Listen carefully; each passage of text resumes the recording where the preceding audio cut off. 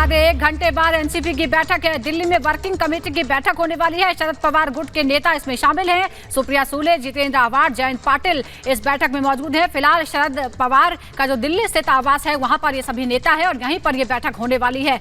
इसके बाद जानकारी दी जाएगी बैठक में क्या हुआ।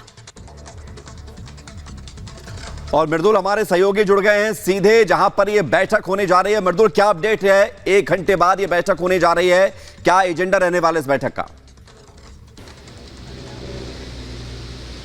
देखिए, एजेंडा यही है कि कानूनी सलाह ली जाएगी, क्योंकि अभी जानकारी है कि अंदर कुछ वकील भी पहुंचे हुए हैं और उनसे भी बातचीत की जा रही है। इसके साथ साथ जैसा अभी सुजाता और आपने बताया कि कई वरिष्ठ नेता बैठे हुए हैं, बातचीत कर रहे हैं, लेकिन अब आगे की रणनीति यही है कि एनसीपी पर कब्जा किसका होगा। अंदर खाने तो ये बात भी सामने निकल कर आ रही है कि कोई रिजोल्यूशन भी पास किया जा सकता है, लेकिन अभी ये खबरें अपुष्ट हैं, इसकी कोई पुष्टि नहीं की गई है। सारी जानकारी 4:30 बजे शरद पवार खुद देंगे प्रेस कॉन्फ्रेंस करके, क्योंकि 1 से 1.5 घंटे की बैठक में क्या निष्कर्ष निकला है, क्या फैसले हुए हैं और किन मसलों पर बातचीत हुई है, हर एक चीज की जानकारी शरद पवार देने वाले हैं। लेकिन एक बात है, क्योंकि अजित पवार खेमा जैसे लगातार दावे कर रहा है और दावे के साथ साथ वो ये भी बता रहा है कि एनसीपी इस वक्त पूरी की पूरी पार्टी उनके कब्जे में है और वो बार बार नंबर्स के साथ भी ये दावा करते रहते हैं। लेकिन शरद पवार के पास अब क्या विकल्प बचे हैं, इसी पर चर्चा की जा रही है। कानूनी विकल्पों पर चर्चा की जा रही है। इसके साथ साथ जो चुनाव आयोग तक पहुंचे हुए, इलेक्शन कमीशन तक पहुंचे हुए हैं, वहां से किस आधार पर अपने आप को मजबूत दिखाना है, वहां से पार्टी के फोरम पर किस तरह से अपनी बात रखी जाएगी, इसको लेकर भी बातचीत चल रही है। आगे की रणनीति क्या होगी शरद गुट की, इस पर चर्चा के लिए ही आज ये बैठक बुलाई गई। आप हमारे साथ बने रहिए। इस बीच दर्शकों को यह भी बता दें कि इस बैठक के बाद प्रेस कॉन्फ्रेंस करेंगे। 4 बजे प्रेस कॉन्फ्रेंस होगी।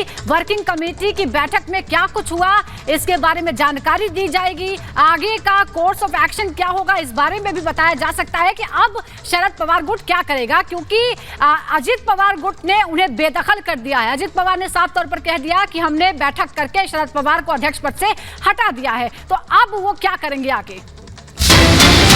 और इसी से जुड़ी हुई एक और बड़ी खबर आपको बताते हैं। एनसीपी में टूट पर बोले हैं पृथ्वीराज चव्हाण। उन्होंने कहा है कि टूट का एमवीए पर पड़ेगा असर पड़ेगा, सिंबल अजीत पवार को ही मिलेगा। यह भी बड़ी बात कह दी है और यह भी कहा है कि सबको पता है इलेक्शन कमीशन किसके इशारे पर चल रहा है। तो कांग्रेस के नेता पृथ्वीराज चव्हाण ने यह बड़ी बात कही है और कहा है कि सिंबल अजीत पवार को ही मिलेगा।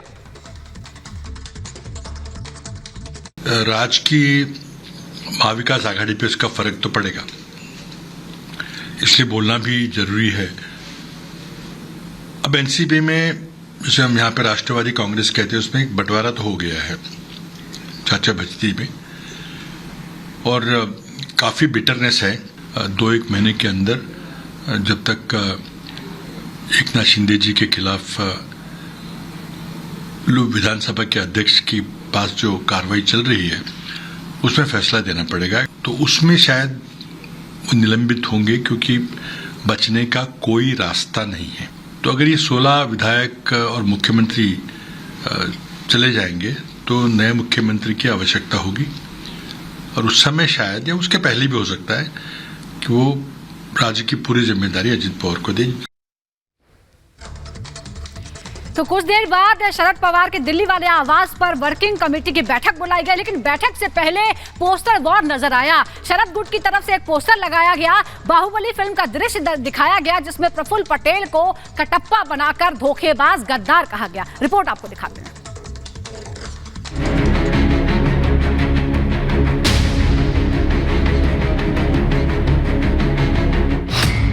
एनसीपी की लड़ाई पोस्टर तक आई। एनसीपी का कटप्पा, कौन गद्दार कौन बाहुबली।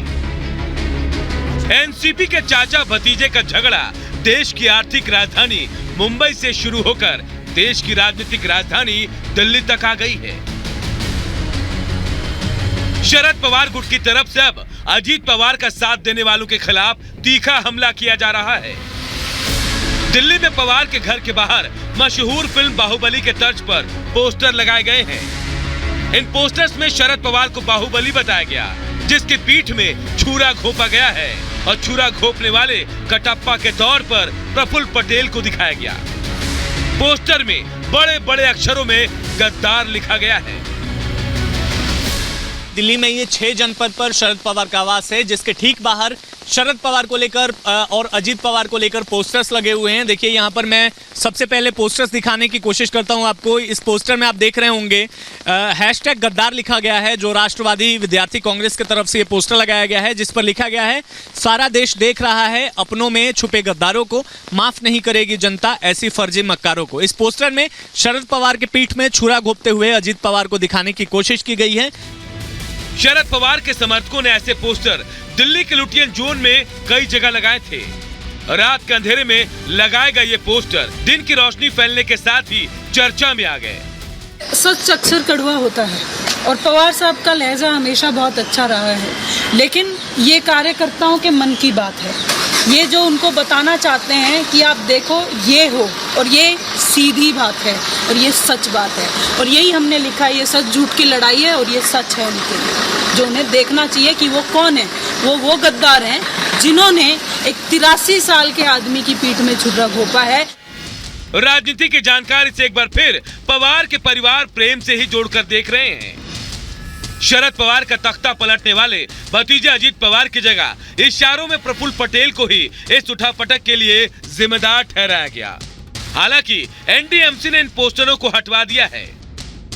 प्रफुल्ल पटेल को जो है एनसीपी ने गद्दार घोषित कर दिया है, और साथ ही साथ अजीत पवार को भी जितने उनके पोस्टर लगे थे उनके पोस्टर्स को हटा दिया गया है एनसीपी ऑफिस से और अलग अलग जगहों से। लेकिन इस तरीके के पोस्टर लगातार दिल्ली के अलग अलग इलाकों में देखने को मिल रहे हैं।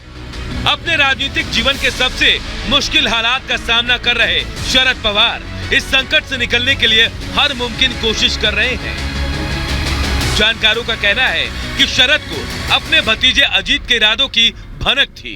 इसी की काट के लिए उन्होंने अपने सबसे करीबी प्रफुल्ल पटेल को पार्टी का कार्यकारी अध्यक्ष बनाया था।